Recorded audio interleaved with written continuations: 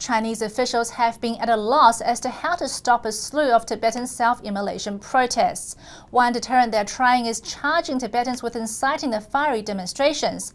2 men faced trial over the weekend on these charges, but it's questionable whether the hardline tactic would work.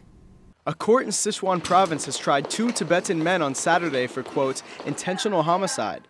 The men were accused of inciting self-immolation protests last year. State-run media cited a statement by the People's Court of the Tibetan-Qiang Autonomous Prefecture of Aba. It said 40-year-old Lorang Konchok and his 31-year-old nephew pressured 8 Tibetans to self-immolate, 3 of which have died. The men reportedly confessed to the crimes and to following orders from the Dalai Lama.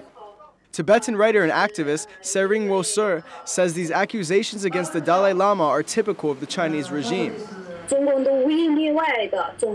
Without exception, the Chinese Communist Party always pushes the responsibility onto the Dalai Lama and says everything is organized by the Dalai Lama and so on. The Communist Party never reflects on what has gone wrong in their policy on Tibet. They never consider this and instead avoid taking responsibility themselves. Tibetans are used to this, but it's a method that hurts Tibetans. The Dalai Lama has repeatedly called for an end to the wave of self-immolations. He says the acts are futile and have not changed the Chinese regime's policies towards Tibet.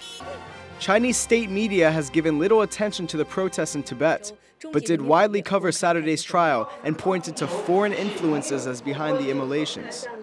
Woeser says she expects more cases like this one. Already this month, Chinese authorities have arrested several Tibetans and accused them of inciting self-immolations. Since 2009, almost 100 Tibetans have self-immolated to protest against what they say is oppressive rule by the Chinese regime. More than 70 of the protests were fatal.